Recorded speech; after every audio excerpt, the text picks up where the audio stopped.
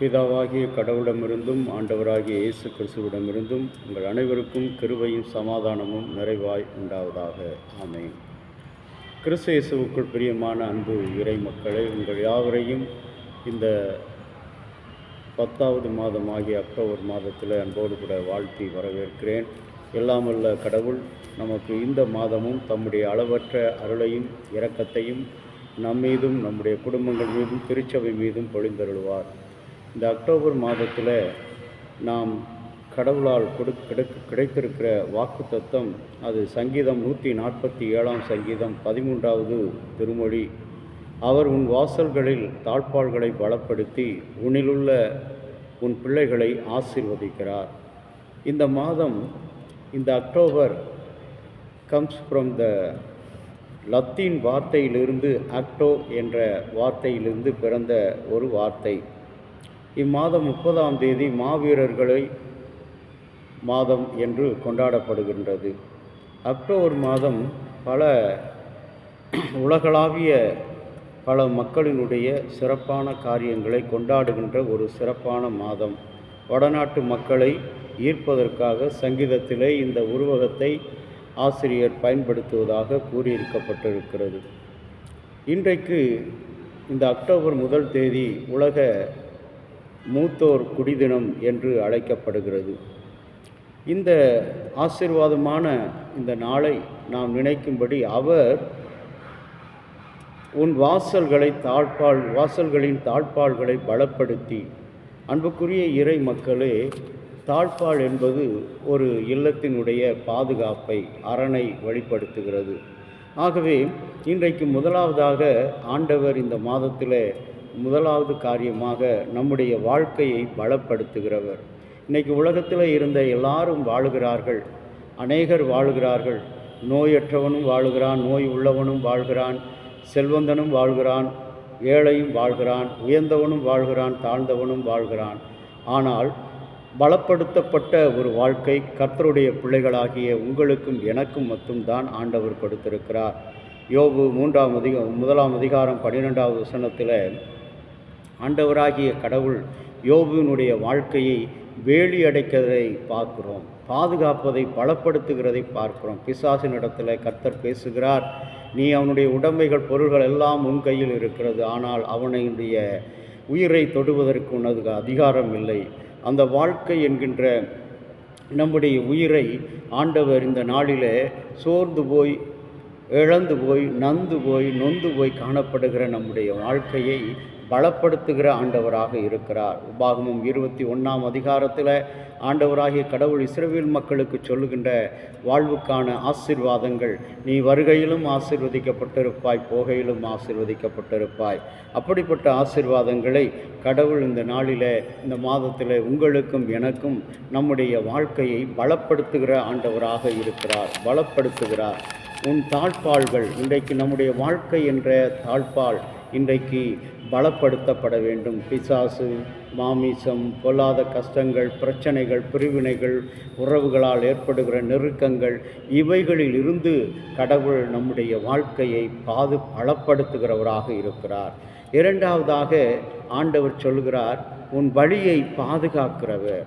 ஆண்டவராகிய கடவுள் நம்முடைய வழிகளில் கர்த்தருக்கு பிரியமான வழிகளை நாம் உடையவர்களாக இருக்க வேண்டும். இன்றைக்கு மனிதனுடைய வழிகள் மனம் போன பாதையிலே போகின்றது.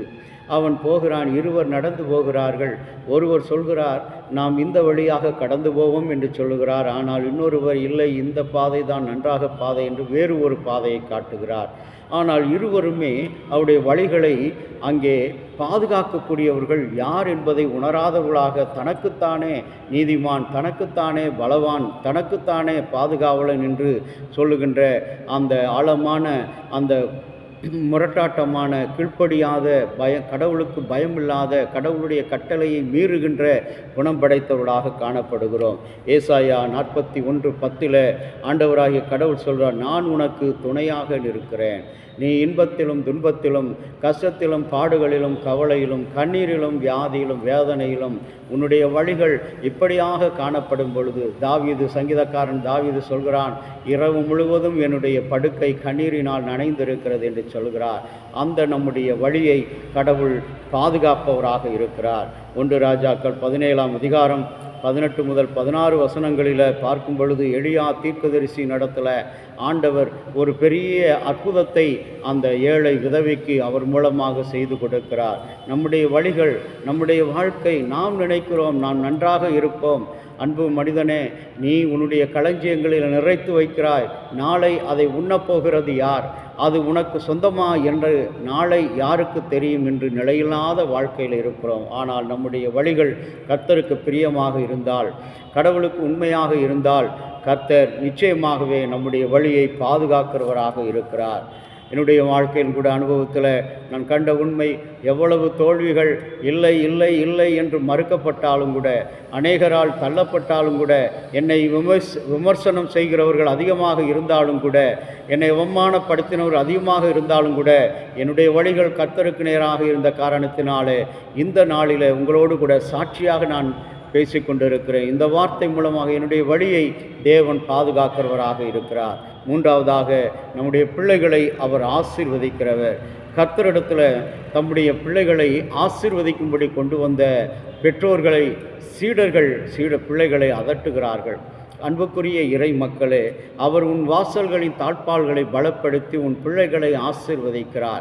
இன்றைக்கு நம்முடைய குடும்பங்கள் ஆசீர்வாதம் என்று சொன்னால், நம்முடைய பிள்ளைகள் ஒவ்வொன்றும் நல்ல நிலையில் இருக்கிறது, அன்பாக ஆசீர்வாதமாக இருக்கிறது, நல்ல ஒரு வேலையில் இருக்கிறது, கர்த்தருக்கு பிரியமான பிள்ளைகளாக நடக்கிறார்கள், கடவுளுடைய வழியில் அவர்கள் நடக்கிறார்கள், கடவுளுடைய பாதுகாப்பை பெற்ற பிள்ளைகளாக தங்களுடைய வாழ்க்கையை துவங்குகிறார்கள் என்ற ஒரு மேலான எண்ணத்தை உடையவளாக இருக்க வேண்டும். இன்றைக்கும் கூட ஆபிரகாம் செத்துப்போன நிலையில், கற்பம் செத்துப்போன நிலையில், நான் உனக்கு உன் சந்ததியை பெரிதாக்குவேன் என்று வாக்கு கொடுத்த தேவன், உன் பிள்ளைகளை ஆசீர்வதிப்பேன் சொன்ன தேவன், அந்த கொடுத்த ஒரு பிள்ளையும் தனக்கு காணிக்கையாக கேட்கும்போது அவன் மனமோந்து கொடுக்கிறான். அந்த கொடுத்த அந்த பிள்ளையை தேவன் ஆசீர்வதிக்கிறதை பார்க்கிறோம்.